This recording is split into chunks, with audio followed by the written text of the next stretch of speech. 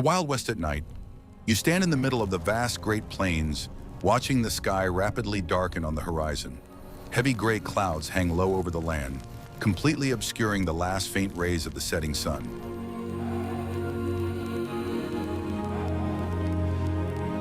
The first large drops of freezing rain begin to fall on the withered grass, heralding a long and severe storm.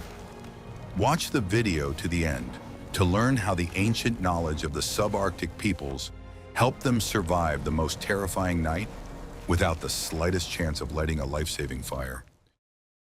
What if I told you that everything you believed was not true? You have always considered fire to be the only reliable salvation from the approaching cold in these harsh northern forests. Now you are standing in an open space, and the sharp, gusty wind is literally knocking you off your feet.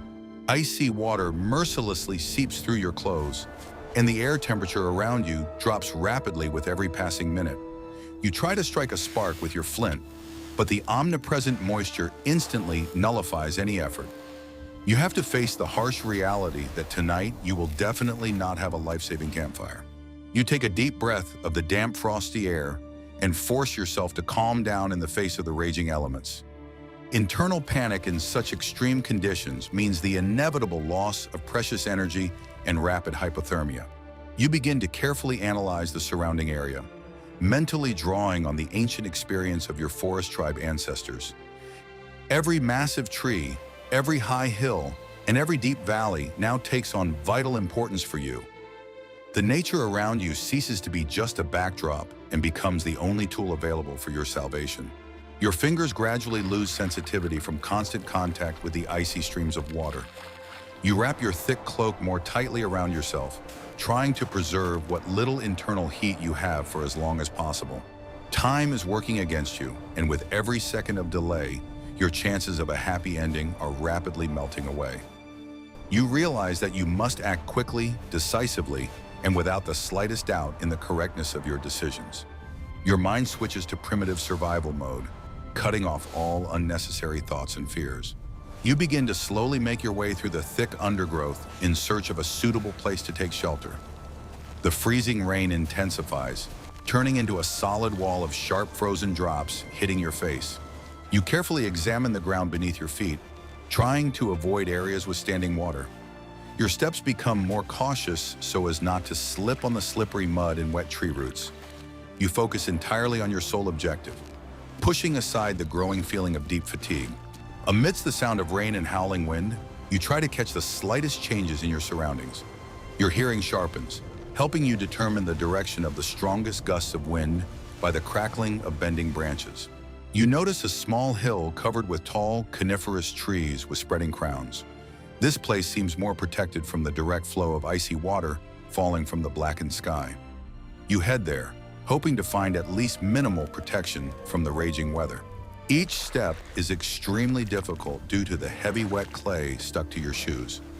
You use a sturdy stick as additional support to maintain your balance on the slippery slope. When you reach the hill, you immediately feel that the wind is a little weaker here. The thick branches of old cedar trees take the brunt of the storm, creating a small area of relative calm. You realize that this is where you will have to challenge nature and survive the night.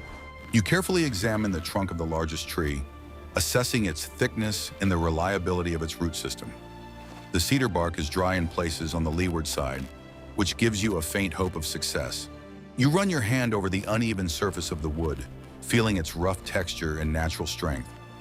This tree will become the foundation of your makeshift shelter, your main protector from the merciless cold. You mentally thank the forest for this precious gift that may save your life. You clear the space around the trunk of wet branches and slippery leaves from last year. Your movements become methodical and measured so as not to waste energy in these harsh conditions. You try to breathe evenly, controlling each inhalation and exhalation of the frosty air. The surrounding world shrinks to the size of a small area under the crown of a huge century-old cedar tree. You are completely immersed in the preparation process, forgetting about the cold and the piercing wind. The freezing rain does not stop for a second, continuing to cover everything around you with a thick crust of ice. You realize that many hours of hard physical work await you, with no room for error. Your every action must be aimed at creating a reliable barrier between you and the elements. You are ready to apply all your knowledge and skills to emerge victorious from this confrontation. You begin a detailed study of the selected area of land, realizing that your survival depends on it. Lowlands are categorically unsuitable, as this is where all the ice water will flow during rain. You are looking for a surface with a slight natural slope that will ensure proper drainage. Your task is to find a place where the water will flow away without pooling beneath you. You kneel down and begin to carefully feel the soil with your frozen hands. You need to find an area with the hardest and rockiest soil, which absorbs less moisture. You methodically check every inch of the ground, throwing aside large wet stones and pieces of bark. Your experience tells you that even the slightest unevenness can cause an icy puddle to form. You level the area, smoothing out bumps and filling in small depressions with dry soil from under the roots. The wind continues to howl in the treetops, reminding you of the need for protection from drafts. You determine the main direction of the wind by the way the branches of neighboring young trees are leaning. The shelter should be positioned so that the powerful trunk of the cedar tree serves as a natural shield from air currents. You plan to build a solid wall on the windward side to completely block the cold air. Your dwelling should be an airtight capsule capable of retaining every bit of heat. You measure the area with your own body, lying on the damp ground in a fetal position. The shelter should be just large enough to accommodate you and leave no extra empty space. The smaller the internal volume of your makeshift home, the easier it will be to warm it with your breath. You mark the boundaries of the future structure by sticking small, sturdy pegs into the ground. Your survival territory is now clearly marked, and you are ready to move on to the next stage. You notice the massive roots of a tree protruding from the ground like sturdy walls. They form a small natural niche that can serve as an excellent starting point for your shelter. You clear the depression of accumulated forest debris, freeing up valuable dry space. These roots will provide a reliable support for your frame and protect you from side winds. Nature itself suggests the right engineering solutions for building a safe shelter. You notice a thick layer of fallen pine needles that has accumulated between the roots over many years. These needles have excellent insulating properties and almost completely block the cold from the frozen ground. You carefully rake them into one large pile, trying not to mix them with the damp topsoil. This natural material will form the basis of your future warm bed. You carefully preserve every dry needle, understanding its enormous value on this cold night. The rain gradually turns into fine ice pellets that fall with a thud on your clothes.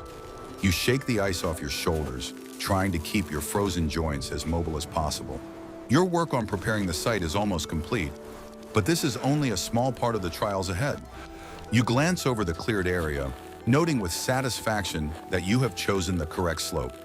The water flows obediently past your site, confirming the accuracy of your calculations. You check the reliability of the chosen trunk once again, leaning on it with all your weight. The tree stands unshakable, ready to withstand any gusts of the approaching hurricane-force wind. You imagine how you will attach the main supporting elements of your future structure to it. Your spatial thinking is working at full capacity, sketching out the details of your future shelter. You know exactly which branches and trunks of young trees you will need for construction.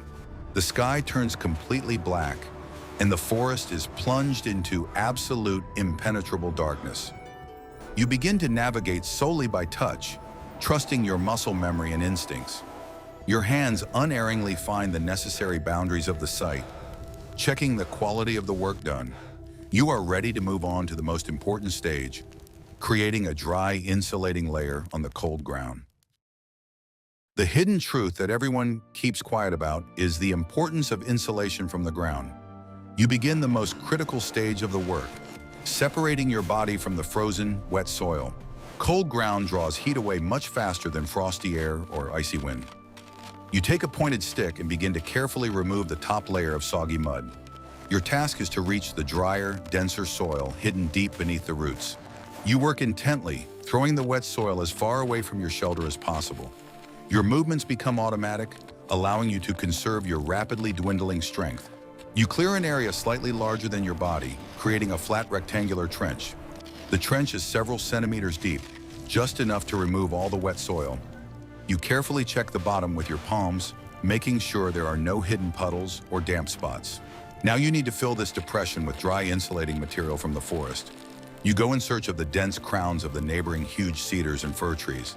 There, at the very trunks where the rain does not reach, you find deposits of dry old pine needles and small twigs. You gather this priceless material in large armfuls, trying not to get it wet on the way. Your hands carefully carry this natural insulation to the prepared place for the night. You begin to lay the first layer of insulation, tamping the pine needles and twigs tightly with your feet. This layer should be as thick and springy as possible to reliably block out the cold from the ground. You weave small twigs together, creating a sturdy frame for your future bed. On top, you pour a thick layer of collected dry pine needles, distributing them evenly over the entire area. Your bed gradually takes shape, rising above the wet ground. You return to the forest to find pieces of thick, dry bark from fallen old trees. You tear off the bark in large pieces, trying to preserve its integrity and natural shape. These pieces will become the second, harder layer of your insulation system. You lay the bark on top of the pine needles with the convex side facing up, creating an air cushion effect. The air trapped under the bark will serve as an excellent barrier against the piercing cold. You carefully fit the pieces of bark together, leaving no gaps for drafts. Your bed becomes like a sturdy wooden shield, reliably protected from moisture. You lie down on this structure to test its elasticity and ability to retain its shape. The bark creaks quietly under your weight, but it does not bend or touch the damp ground. You feel satisfied with the work you have done, but it is too early to relax. You have realized that for complete comfort, you need a third, softest layer. You start looking for dry grass and moss hidden deep in the crevices of large boulders. This process requires a lot of patience, as you have to collect the moss literally bit by bit. You carefully comb the grass with your fingers, separating the dry stems from the wet roots. You put the collected material in your pocket to warm it up a little with your body heat. You return to your shelter and spread the soft grass evenly over the hard bark. Your bed now resembles a cozy nest, ready to welcome you into its embrace. You check the edges of the insulating layer once more, making sure they don't touch the damp ground. Any contact with wet mud will instantly ruin all your efforts. You carefully sit down on the finished bedding, feeling the long-awaited dryness beneath you. The icy rain continues to patter on your clothes, reminding you of the need to build a roof. Your bed is ready, but it is completely defenseless against the streams of water falling from the sky. You need to start building the frame immediately before the insulating layer gets completely wet. You gather your strength, pushing away the treacherous thought of just lying down and falling asleep.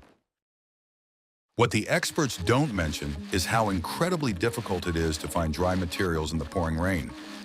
You leave your prepared site again and disappear into the pitch darkness of the night forest. Your goal now is to find strong, long poles to create a sturdy support frame. You look for young, dead trees that are still standing but have lost their leaves. These trunks are strong enough, but they are not saturated with excess moisture.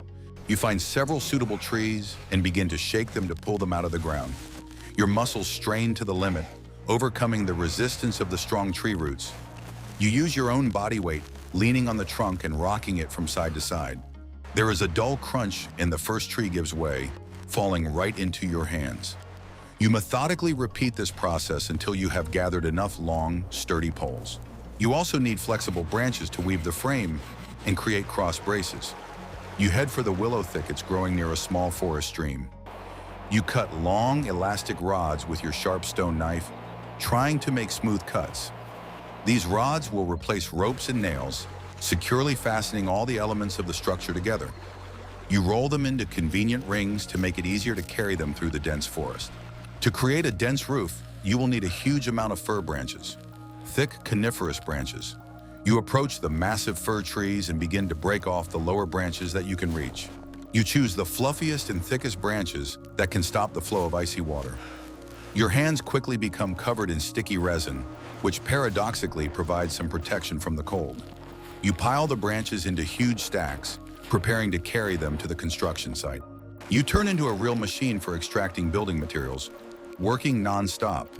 The darkness greatly complicates the task, causing you to constantly stumble over roots hidden under the water. You navigate by touch, determining the quality of the wood by its texture and weight. You carry the extracted materials to the cedar trunk, stacking them in strict order. First the long poles, then the flexible rods, and at the very end, mountains of fluffy pine branches. You constantly monitor your condition, not allowing the cold to completely paralyze your movements. You periodically do energetic arm swings and squats to get your blood flowing. Your wet clothes grow heavier with every passing minute, restricting your movements and taking away what little precious warmth you have left.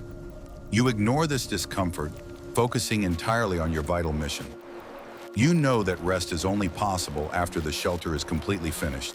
You examine the pile of materials you have gathered, assessing whether it will be enough for reliable protection. Your internal survival calculator tells you that you need to gather a little more sturdy bark. You find an old fallen tree trunk and begin to peel off wide, thick strips from it. This bark will be used to create a waterproof layer on top of the coniferous branches of your roof. You carefully stack the strips so that they do not deform before use. Your construction site is now fully equipped with everything you need to start work. You wipe your wet face with your sleeve, brushing away the icy drops that are obstructing your vision. You mentally run through the sequence of steps for assembling the wooden frame. Every movement must be precise and measured so as not to waste time on rework. You are ready to begin the most important stage of creating your temporary forest home. You take the longest and thickest pole, which will be the main supporting element of the structure. You rest one end of it on the ground at an angle and securely fix the other end in the fork of the roots of a huge cedar tree. This sloping beam will determine the height and overall shape of your future refuge. You press down on it with force, checking the reliability of the fastening and its resistance to loads. The beam springs back but remains in place, firmly clamped in the wooden vise of the centuries-old trunk. Now you take thinner poles and begin to lay them on either side of the main beam. You place them at an angle to the ground, creating a shape resembling an inverted letter V. You press the lower ends of these side ribs deep into the ground for maximum fixation. You carefully cross the upper ends over the central beam, forming a strong lock. Your hands methodically repeat these actions, gradually forming the skeleton of the future dwelling. You adjust the distance between the side ribs, trying to make it as small as possible. The closer these poles are to each other, the stronger the entire roof structure will be. You make sure that the interior space remains spacious enough for your body. You periodically climb inside the frame to check the comfort of the layout and the height of the vault. Your dwelling should be compact, but not restrictive of vital movements. The frame takes on the shape of a long, narrow tent, leaning against a sturdy cedar trunk. Now you need to fasten all these loose poles together into a single monolithic system. You take the prepared flexible willow rods and begin the painstaking process of weaving. You pass the rod over one rib and under the next, moving horizontally from bottom to top. This creates a kind of wooden mesh that will give the frame incredible rigidity. You work very carefully with your fingers so as not to break the branches, which are fragile from the cold. You tighten the knots made of willow bark, securely fixing the points where the beams intersect. Your structure becomes increasingly dense and monolithic before your eyes, ready for serious testing. You periodically push the frame with your shoulder, imitating strong gusts of storm wind. The shelter withstands these blows without deforming or creaking. You make the entrance to the shelter as small as possible to avoid heat loss. It is located on the leeward side, as close as possible to the base of a large tree trunk.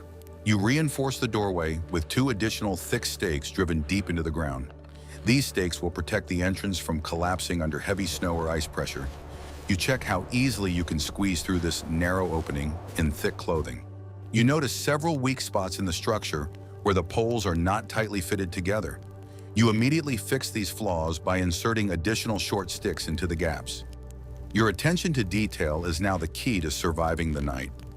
You don't overlook a single centimeter of your wooden engineering structure. The frame must be perfect to support the weight of the heavy insulated roof. You run your hands along the inside of the rafters, checking them for smoothness and sharp knots.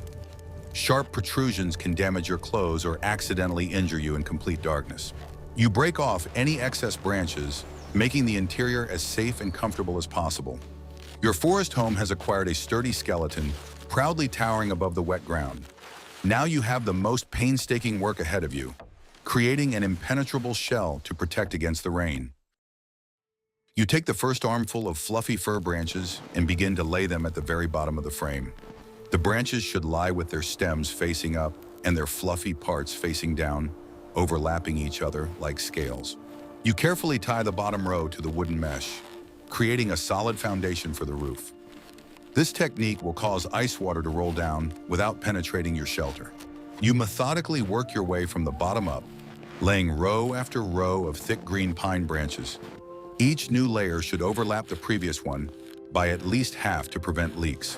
You work very densely, sparing no expense with the collected material and creating a thick coniferous cushion. Your hands sink into the prickly branches, diligently tamping them down for maximum density. You constantly check the quality of the laying, running your fingers through the layers in search of voids. Reaching the very top of the frame, you form a dense ridge from the thickest branches. This part of the roof is most vulnerable to wind and rain, so you pay special attention to it. You weave the branches crosswise, creating a thick, impenetrable barrier at the very junction of the slopes. You press down on the ridge with several heavy, wet logs to prevent the wind from scattering the pine needles. Your roof now resembles a thick green cap, securely covering the wooden skeleton. Now it's time for the prepared wide layers of dry bark. You lay the bark on top of the pine layer, creating an additional hard shield against precipitation. The pieces of bark overlap, like wooden tiles, diverting water flows to the sides. You try to cover the entire surface of the roof with bark, leaving no gaps for the wind to blow through. This double protection guarantees that you will stay dry even in the heaviest downpour. You secure the layers of bark with long, flexible poles laid across the entire structure. You tie these pressure beams to the main frame with strong roots.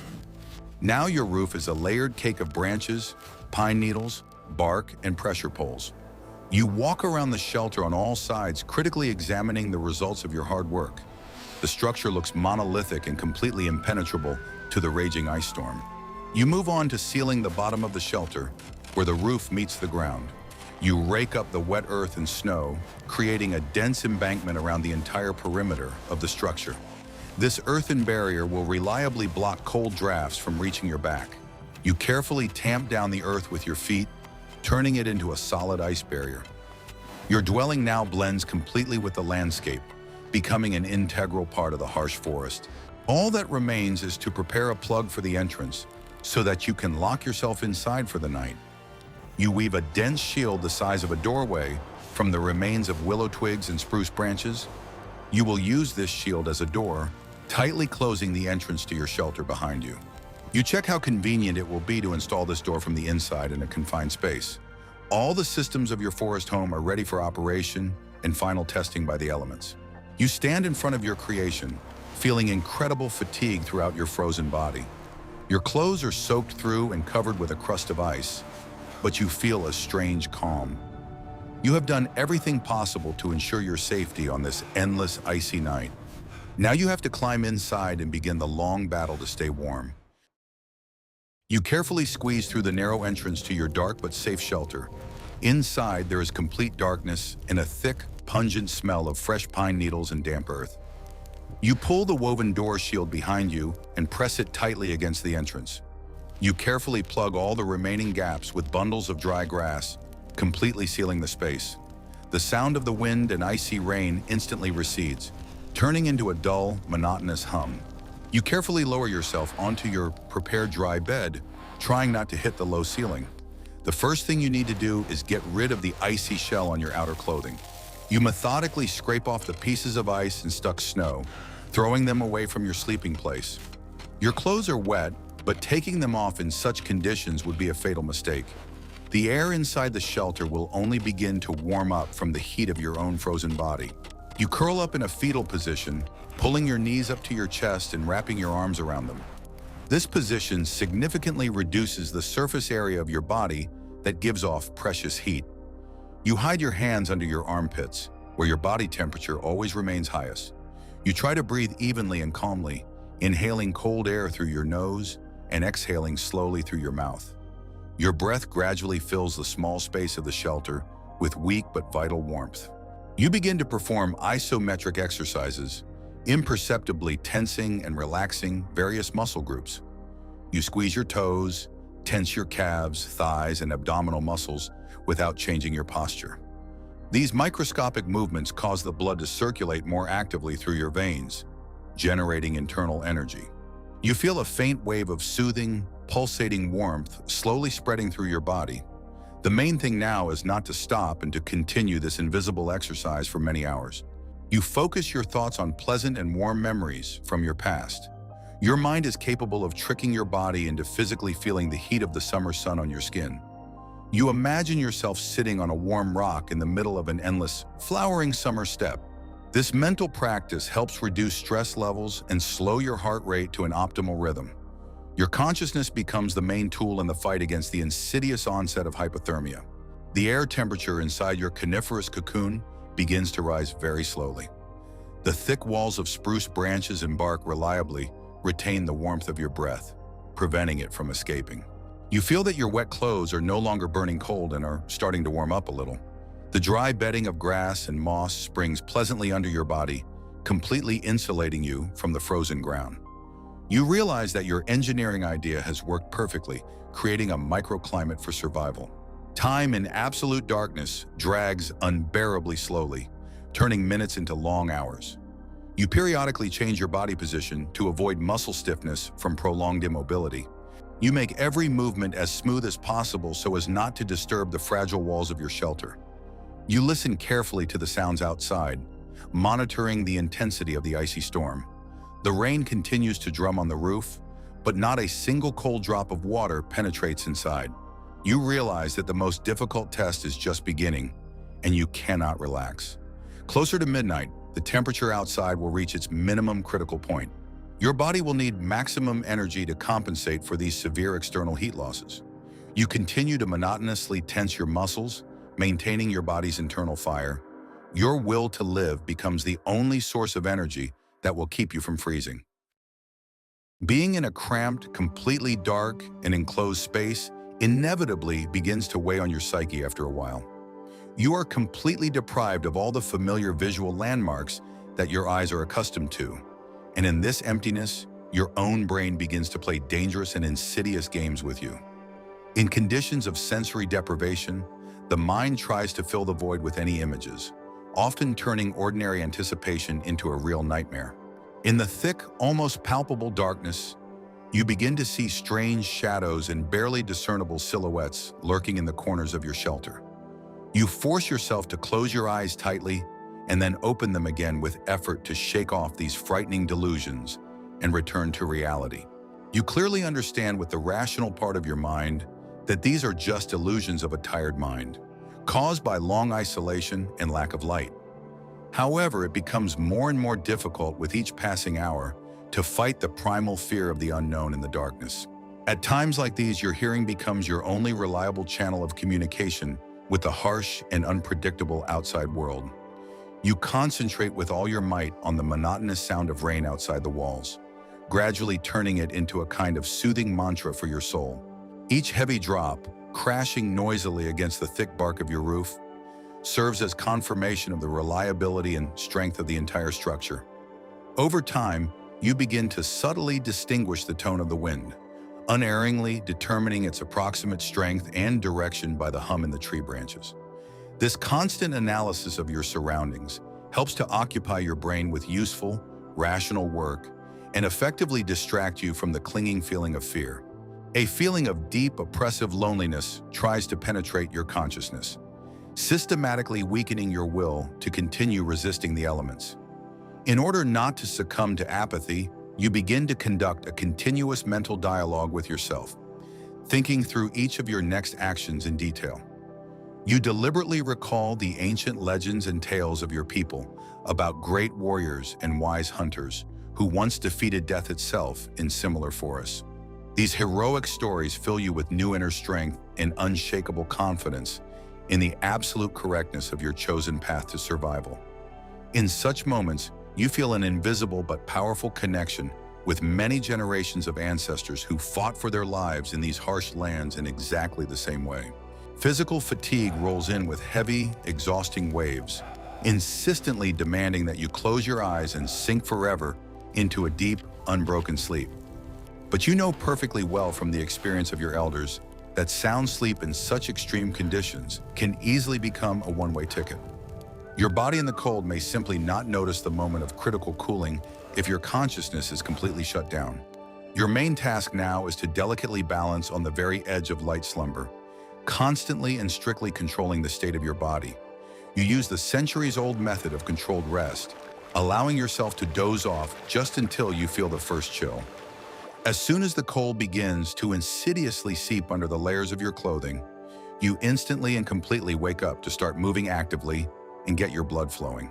Special isometric exercises become your constant and faithful companion in this endless, gloomy night. You rhythmically clench and unclench your fists, rubbing your frozen face vigorously with your stiff palms, causing a rush of warmth to your skin. You constantly check the sensitivity of your toes, diligently moving them inside your wet leather shoes to prevent them from going numb. You force your mind to continuously analyze the physical condition of every part of your body, preventing the onset of dangerous and sweet numbness. Your mind must remain crystal clear and completely focused on the only important task: to survive until the first dawn at all costs. Any weakness now could be fatal, so you turn your waiting into active inner work. At some point, you notice that the humidity inside your cramped shelter has become critically high due to your own warm breath. Condensation begins to actively accumulate on the inner surfaces of the branches and bark, threatening to turn into an icy crust at any moment. To remedy the situation, you slightly open the dense bundle of dry grass at the very entrance, creating a tiny ventilation hole. Cold, fresh air rushes in with a sharp, invigorating stream, instantly refreshing the heavy and stuffy atmosphere of your dwelling. You carefully adjust the size of the opening so that the necessary oxygen can enter, but without blowing out all the heat you have accumulated. The hours in the darkness gradually merge into a single, endless stream of time, where there is no longer a clear beginning or end for you. You completely lose track of time, orienting yourself in space only by your internal biological clock and the measured rhythm of your breathing. You clearly understand that you are at the very epicenter of a fierce ice storm, completely cut off from the rest of the familiar world.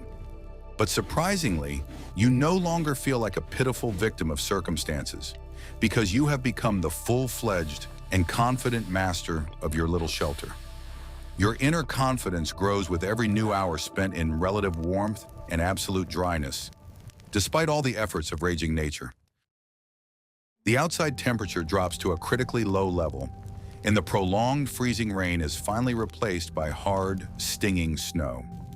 You can clearly hear the fine snowflakes rolling down the sloping sides of your homemade roof with a characteristic dry rustle. The air inside the shelter instantly becomes more pungent, dry and burning with every deep breath you take. Your muscles begin to tremble involuntarily and frequently, trying to generate at least a little extra heat to save your vital internal organs. You clearly understand that the famous dark and cold hours that always precede the long-awaited dawn have arrived. This time is considered the most dangerous, as it is now that nature strikes its last and most powerful blow to your resilience. In response, you only increase the intensity of your isometric exercises, alternately tensing all the muscles of your body to the point of slight cramping. You curl up even tighter into a tight ball, trying to protect your chest and abdomen as much as possible from the piercing cold. You pull the top edge of your clothing right up over your face to breathe in air that has been warmed by your own breath in the layers of fabric. Now, every slightest movement is extremely difficult for you as your muscles gradually stiffen from the incredible fatigue that has accumulated overnight.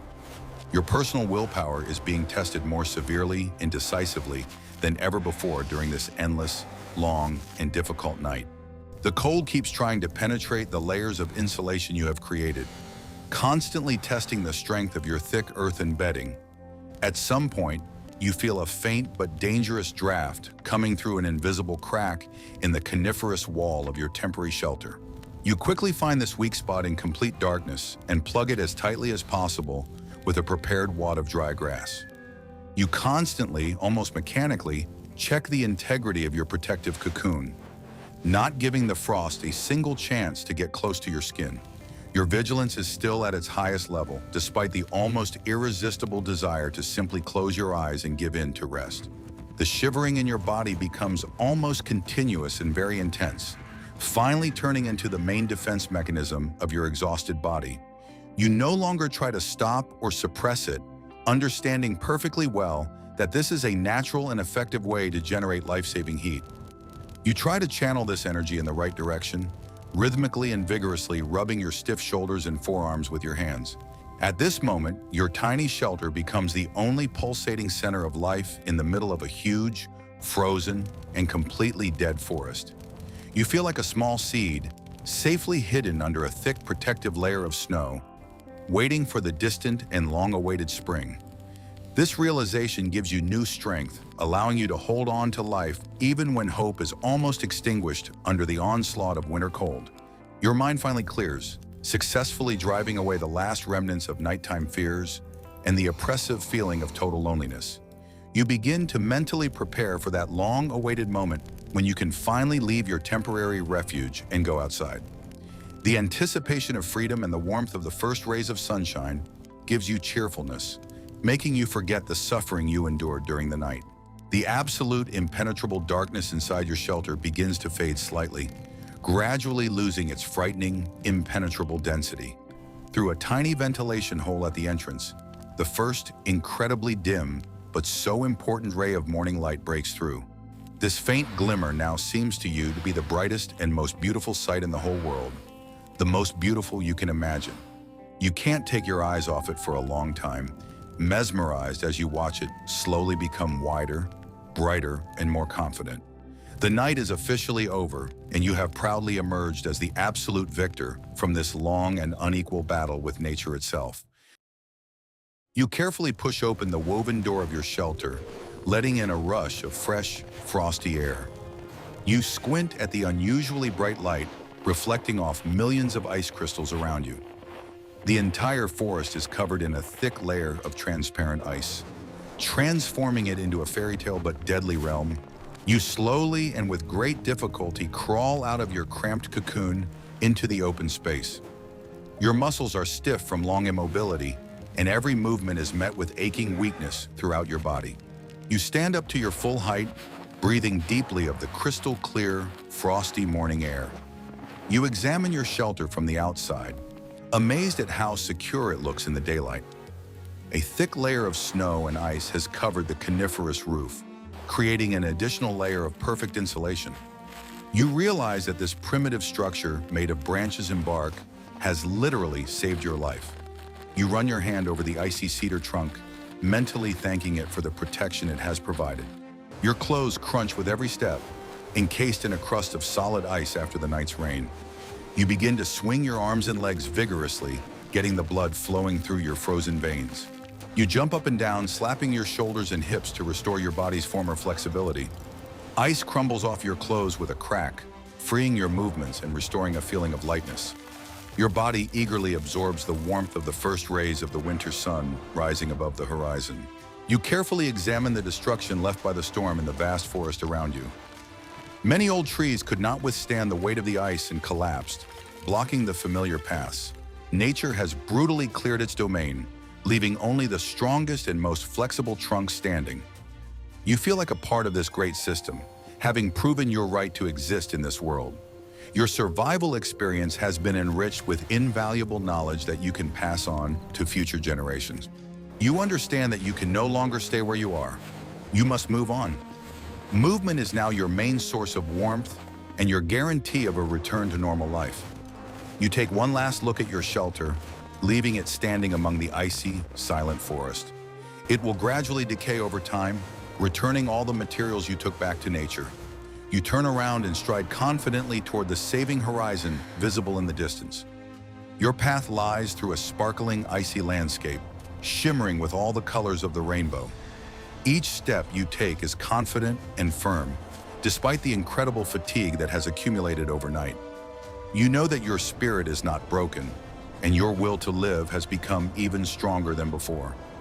This night without fire has taught you the most important rule, that a person is capable of finding warmth within themselves. Your heart beats steadily and strongly, counting the seconds of your new day, one from the elements. The experience of ancient peoples shows that nature always provides the necessary materials for survival if you know how to use them correctly. Creating a reliable shelter, insulating yourself from the cold ground, and controlling your own body can even replace the saving fire.